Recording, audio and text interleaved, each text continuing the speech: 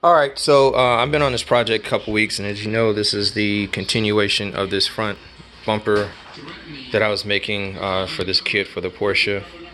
And right now I got to reset the signal lights here. I actually had a good, nice working set, and man, I had to obliterate one in order to get it out of the mold. I don't know where it is now. Oh, it's in the other side. But I end up having to get new ones. I got clear ones now. And also I have a set of amber, so I can switch these out if I ever want to. The front ones are still kind of good. I just need to clean them up. But didn't realize how expensive they were. These are like $1.30 each, and the one on the back is like $80 a set or something like that. So it's an easy $200 a set. So for those of you planning on messing around with them, hit something, shit, you better understand. Anyway, so working with the Kanards on the side, man, I went prehistoric with this one, and I mean, it was cool for a mock-up, but I got to start fast forwarding what I go through in order to do mock-ups, because that is at least, I don't know, 8 ounces of resin, because it's 2 layers of fiberglass on the top and then came back on the bottom, you know, whatever. And this is just one piece of wood, or 2 pieces of wood actually, that's 1/8 inch thick.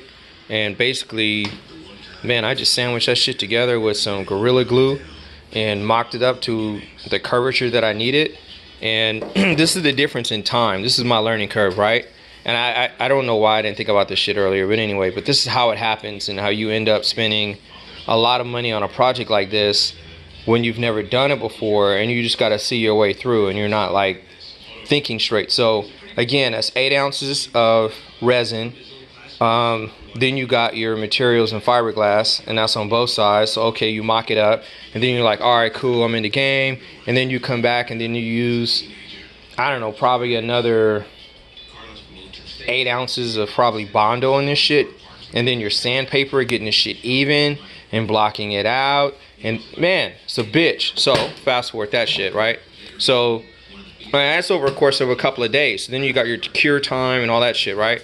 So then get a piece of wood, cut out my template, my dimensions to get this shit cut, which took a minute because I cut out 2 of them. It's my lunch, excuse that. Those are my other ones. And so the tape on here indicates how I cut it out too short, and I still had to like fix it and then come back, and that's 2 pieces, right? So then I take that and then cut out the pieces that I actually need. So let me widen this real quick so you can see what's cracking. All right, so then you widen that. So then now this shit fits perfect, and it's even on both sides. So anyway, that's where I am today. So I'll get those put back on, because I still got to have the flange on the other side back here to be able to bolt it on in the back. So that'll work out cool. And then I got to fix these, because these don't match the other side, and the other side is actually kind of perfect. And then now that this is set cool, I got to bring this back out right here. This is letting me know that it's offset. It's perfect on the other side. And I'll do a pause and go over there and show you what's cracking. Okay, so this is the other side, and as you can see, I did it perfect. You know, the headlights are perfect in there. I just have to oh, and then this is that vent I was telling you about. So the vent right there is cool. I got to figure out how to,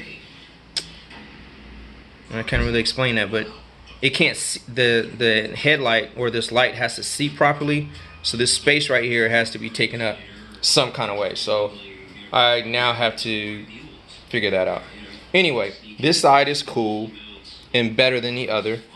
Again, your Kanard that I showed you earlier fits on here perfectly, and it's a perfect 90 degrees too to the body of the car, so I know the angle and the functionality is going to be there. So that's my old one from before. But anyway, this side is cool. Again, I just got to fix the top lip right here at the top, and then this here, and that's pretty much it. Just got to clean it up and then make sure this is all even. I've just been lazy and not gotten to that yet, but I'll make a template, make sure it's even, and then also figure out what I'm gonna do with these holes. That's a lot of air that's gonna be going through here. On the car, it goes back probably like almost 2 feet. So that air has to be channeled somewhere. So yeah, it looks pretty, but it has to be functional too, right? So that's the next step. I either gotta, most likely I will just probably make a separate piece that bolts onto this. So that way I don't have to worry about getting that out of a mold or sliding out of a mold, and you got all those long pieces like that. I don't know how that will work out, and I don't want to create a headache for myself later. So anyway, I'll make a separate piece, and then if I crack it, hit it. Oh, I also have to worry about my splitters. So then I got my splitters right here that I gotta either remake and put them on here, because the splitters on this bumper is really low. Like, it's just a problem waiting to happen. Like, I'm guaranteed gonna be fixing that shit the next weekend. So I gotta figure out how to engineer a cutout to accommodate or to absorb the splitters in the bumper, so that way it's in line, it's perfectly even. And then man, my mind's going on from there. Anyway, that's the next step. So hopefully I can get this done today. I got a few more hours left that I want to put into this, and I can just clean it up, block it.